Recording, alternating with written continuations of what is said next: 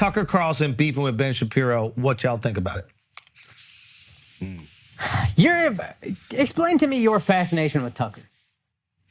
I think that was a loaded question. No, because you said, I find him interesting. I do find him interesting. Tell me why. I think he's making a really smart play right now. Which is?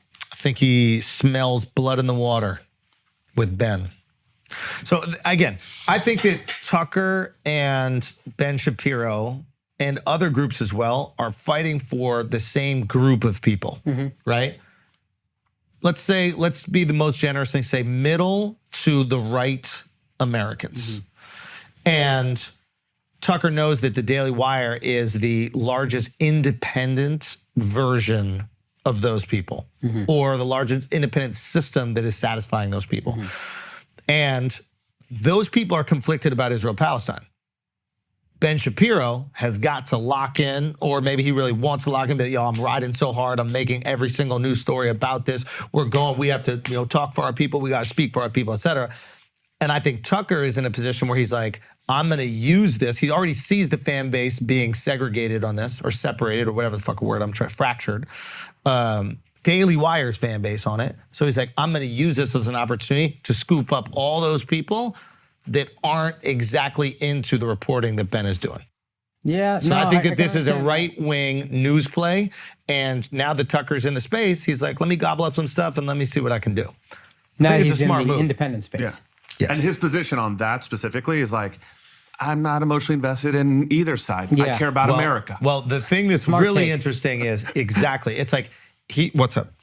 Oh yeah. So the thing that's really interesting about his positioning is he's framing Ben as if he doesn't care about America by caring about Israel. By caring about either side.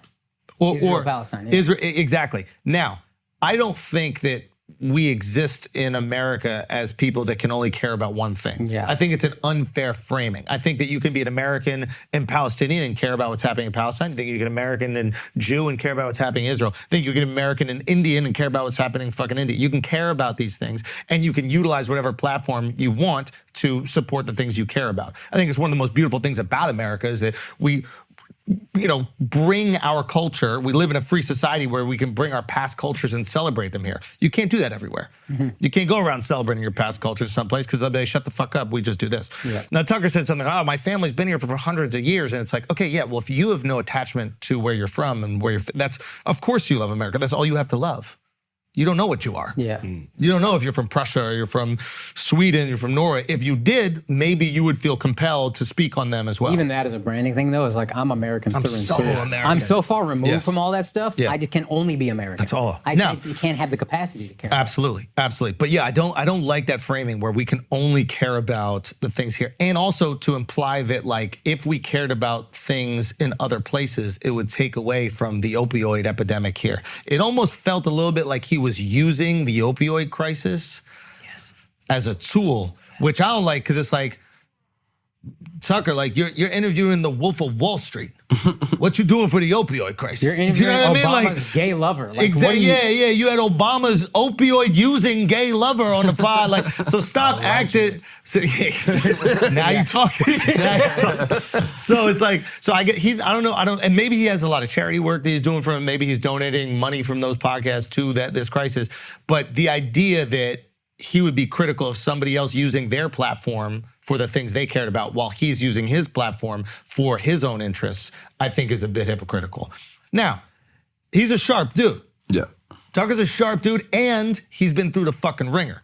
Like they came to his house. By they, I mean like people who hated him, protested against, like they showed up at his house with his fucking children. So he's already had mud thrown all over him and he's survived and continued to thrive. That's a dangerous man.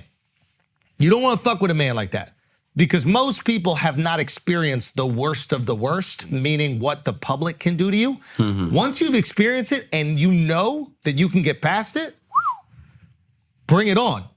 Like, bring it the fuck on. Now, Ben has also been through that. Ben has been the most hated person on the internet because that was before he became like a real journalist, he was just a troll. that was like trying to piss black people off every single day. So he's also experienced the ire of the internet. Now he's tried to like reshape his image and been like, why can't we all get along? Even though he spent the majority of his fucking professional life trying to divide as much as he possibly could. But he's making that pivot. So seeing them go after it for the same audience would be quite interesting. I love it. No, dude, white on white crime. Yeah, Alice in love. The best. Yeah. But I wonder if there's other players that are going to come in too. I wonder if, because Daily Wire was like the only, it was it. And now there's going to be some people that are going, oh, why is there so much attention to this thing that's happening in the place? Listen, we live in New York, in Los Angeles, maybe in Miami. There's going to be a hyper focus on what's happening in the Middle East because there are so many people from there. We're talking about both Palestinians sides and Jews in these cities, right? Yeah. We were talking to Derek the other day. We're like, yo, is everybody talking about the Middle East and what's going on in the Middle East? He goes, bro, we haven't had one conversation about it at the club. One. Now, I don't know if that's all Texas, but if they're not even talking about it amongst friends, it's not even being brought up, not off pod, it might not be a concern to the majority of the country. And if it's not a concern to the majority of the country and you're Ben and you're talking about it every single day because it's something you're passionate about, your audience might start to go, whoa. Fatigued at the very least. Wasn't Ben also beefing with Candace Owens? Yep. Candace as well. Yep. And he can't fire her because he's all free speech. Yeah. So Candace got him by the balls. It's like, you're gonna silence me? I thought you're the platform that was erected because we were being silenced. Now the second I disagree with you, you shut me down? Yep. Heavy is the head, yo. Heavy is the head. It is. Heavy is the head. But I do think that there is a little jockeying going down, and especially with this election, you're gonna see them start to pick sides and who they're partnering with. Now, Tucker, it seems he's cozied up with Trump, and they beefed. Yeah. Didn't Tucker shit all over Trump? Now they're hanging out at the fight. This is where I kind of find so disingenuous. Is like, we know for a fact you were on Fox News praising Trump every day and then texting behind his back or texting off air, I hate this guy, he sucks, he's the worst thing to happen in America, whatever you were saying. You're just doing the same thing. How do people not see through it? There's certain people. And didn't he on air criticize too? Wasn't he very critical? Maybe very early, but as soon as it looked like Trump was winning, all of a sudden pro-Trump, support everything Trump does. He's not at fault for Jan 6 at all. But that's the Fox institution. That's the Fox institution. But I would have conversations with those dudes off air, and they would tell me, they would be talking shit about Trump. And then the second that fucking camera came on and that red light popped on, it was just a dick ride marathon. But now you're independent. So I was like, all right. Look, I can judge him for saying things he didn't believe to get a check, but we're all hypocritical to a degree, whatever. What I'm saying now, though, is now you're independent, you're just doing the same thing. Yeah. Like, you're independent now. You could go do whatever you want to. There's no boss, you're on your own, and you're just doing the same thing. Freedom of speech.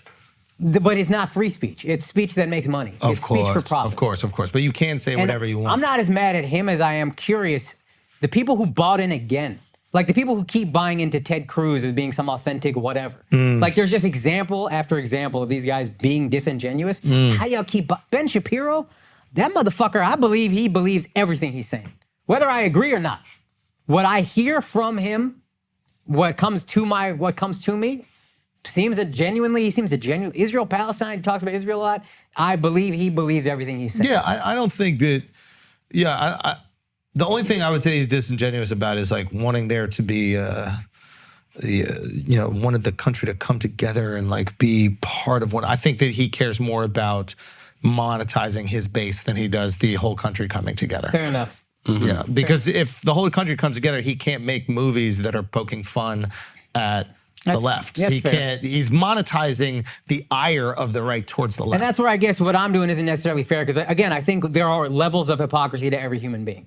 Just to me, it's a little worse in some cases. I think the farther end of the spectrum, I guess, is Tucker, Ted Cruz, probably AOC or whoever on the left. I'm sure there's people on the left, but like, AOC, how do we just? I'm sure Tucker would say to this though, like, yeah, I disagree with him, but I agree with him, and I want him for president, even though you shit on him in private text and public facing, front facing, always praised him. Now you're doing the exact same thing, and I don't even know if he's really addressed. I used to hate him. Here's where he won me back over. I didn't see this. I just Googled it, and he was just like, yeah, they raided Mar-a-Lago. That's fucked up. I don't like there's things that I disagree with, but I'd still be a Trump supporter because you can't, do that. It's bigger than Trump. It's bigger than Biden. I want to live in a free country with a functioning justice system. So I'm sure he just takes it on political ground. It's the same way where like People hate Biden. Yeah, it's also like a single issue voter. Yeah. So I think that Tucker is supporting who he thinks will protect the values, the American values that he cares about. And if it looks like the Trump administration is going to do that better than Biden or better than DeSantis or better than anybody else, he's like, okay, I'm going to ride with this, even though there are things that I really don't like. This is paramount. Which I agree on its face is kind of hypocritical, but if you get into the nuance of it, also that's what most people are. Exactly. For example, like if you're a Jewish person in America and it looks like the right wing, a part of the American government is more supportive of Israel in this war, you might vote Republican easily. Like for example, I'm sure if there was something with India, if only the Democrats were supporting India throughout this thing that you really cared about, you would at least be open to it. Yeah, for sure. I guess my general feeling, and what you're saying isn't wrong, but my general feeling on him is it's a little fraudulent. It seems a little fraudulent to me, and it seems more fraudulent than a lot of these guys. Mm-hmm. Like it just seems a little more desperate when you're bringing on Obama's alleged gay lover who did like. That was fire. It's fire. It's fun. But if you're a serious journalist, it's wild for me to be like, yo, you're a serious journalist. That was fire. I mean, that's important information. If somebody said they sucked the president's dick, you want to talk to him? No. Why are you sucking that thing so hard, Ray, when you said that, bro? That black fume, bro. Yeah. Wants to come on here? I would. But she did for a fact. It's been proven. I want to hear what she has to say. Anybody could say I sucked the president's dick. So probably a lot of people saying it. A drug using dude. Like, all right, there's no real evidence to support anything you're saying. I hear you. A 1 hour interview. I hear you have higher standards for Tucker than he has for himself. Yeah. And that's what's frustrating for you. Yes. And I feel like we as a people don't really, if a guy says one thing we believe in wholeheartedly, and I'll probably do the same shit. Who am I to act like I'm so pious? But I'm looking at it objectively because I don't care too much about this. Mm-hmm. And I'm like, it just feels a little gross to me what you're doing. I can see that. Mm-hmm. Maybe he's got an angle he's playing. Oh, I didn't think about that Ben Shapiro shit, but like that's a brilliant angle to just take market share. That's what this is. I mean, like he came up in the Fox system. He's not a stupid guy, so he knows how they do business. He knows the political chess moves that are at play, and I'm sure that he's applying them to what he's doing. Where does his show live? Is it X, I think he only does X, or it's like a private website, or yeah? But he said, I saw him do this in an interview. He's going to have advertisers, but also keep the subscriber model because he knows at any moment he can lose a subscriber, the advertisers. So yeah, it makes sense. That's why we got the Patreon. And he also thinks like a lot from like the Substack community will come up in that independent. I wouldn't be surprised if he didn't start a version of the Daily Wire. Yeah. Like maybe that's what he's angling for right now. Exactly. And I think that he's positioning Ben, he's framing Ben as if Ben doesn't care about America. And the people that he wants on his side, are the people that care about America in the way that he wants it to be, or that he believes they want it to be. That's an unserved demographic. I'll give him best case scenario, which is that's the thing that he has in common. He wants somebody that will literally put America first, cares about American issues, and is going to try to fix American issues and not go fight these senseless wars abroad. First American news.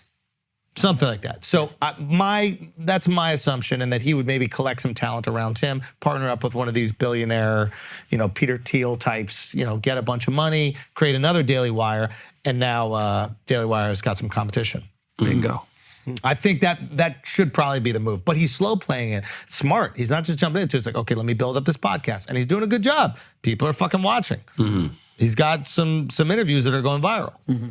So I mean, each one of these episodes is doing millions of views. Yeah. Like this one from December 28th, 31 million views. Granted, it's probably inflated on Those X. Twitter numbers are, yeah. But it's like insane engagement. You saw Elon ask Mr. Beast to post on X? Yeah, and then Beast was like, nah. Yeah. He's got, the network is called the Tucker Carlson Network, and he has 8 different verticals within there, or like shows. Like he has his tour, the Sworn Enemy tour. He's got like the cabin interviews that he does, so he can be suited up, political interviewer, Tucker. Tucker's sharp. He's well read. He likes Zens. That's cool. Yeah, he's into the Zen. Yeah.